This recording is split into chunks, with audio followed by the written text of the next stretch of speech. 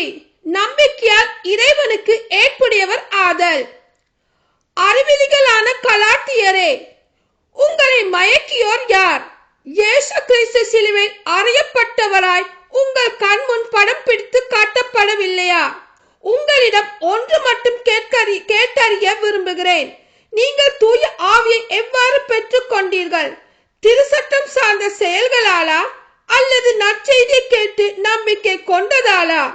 தூய ஆவியால் நீங்கள் தொடங்கிய வாழ்க்கையை இப்படி வெறும் மனித முயற்சியில் நிறைவு செய்ய போகிறீர்களா? அந்த அளவுக்கு நீங்கள் அறிவிலிகளா? நீங்கள் பட்டறிந்த அனைத்தும் வீண் தானா? வீணாகத்தான் முடியுமா? உங்களுக்கு தூய ஆவியை அளித்து உங்களிடையே வல்ல செயல்களை ஆற்றுபவர் எதை முன்னிட்டு அவ்வாறு செய்கிறார்? நீங்கள் சட்டம் சார்ந்த செயல்களை செய்வதாலா அல்லது நற்செய்தியை கேட்டு நம்பிக்கை கொண்டதாலா? ஆபிரகாமை பாருங்கள். அவர் கடவுள் மீது நம்பிக்கை கொண்டார். அதை கடவுள் அவருக்கு நீதியாக கருதினார். ஆகவே நம்பிக்கை கொண்டு வாழ்பவர்களே ஆபிரகாமின் மக்கள் என்பதை அறிந்து கொள்ளுங்கள். நம்பிக்கை கொள்ளும் பிற இனத்தாரையும் கடவுள் தமக்கு ஏற்புடையவராக்குவார் என்பதை முன்னறிந்து தான் மறைநூலில் உன் வழியாக மக்களினங்கள் அனைத்தும் ஆசி பெறும் என்னும் நற்செய்தியை ஆபிரகாமுக்கு முன்னுரைத்தது. ஆகவே நம்பிக்கை கொண்ட ஆபிரகாம் பெற்ற அதே ஆசியில் நம்பிக்கை கொள்வோரும் பங்கு பெறுவர். சட்டத்தின் விளைவு சாபம்.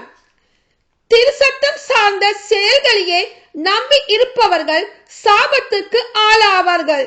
ஏனெனில் திரு சட்டத்தின் வார்த்தைகளை எல்லாம் கடைபிடித்து நடவாதோர் சபிக்கப்படட்டும் என்று எழுதியுள்ளது. சட்டம் சார்ந்த செயல்களால் எவரும் கடவுள் முன்னிலையில் ஏற்புடையவர் ஆவதில்லை என்பது தெளிவு. ஏனெனில் நேர்மையுடையோர் தம் நம்பிக்கையால் வாழ்வடைவர். திரு சட்டம் நம்பிக்கை அடிப்படையாய் கொண்டது அல்ல.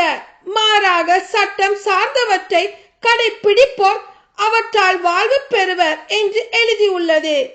மரத்தில் தொங்கவிடப்பட்டோர் சபிக்கப்பட்டோர் என்று எழுதியுள்ளவாறு நமக்காக கிறிஸ்து சாபத்துக்கு உள்ளாகி நம்மை சட்டத்தின் சாபத்தில் நின்று மீட்டுக் கொண்டார்.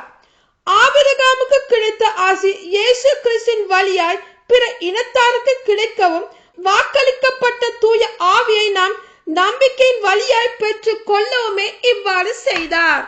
ஆமீன்.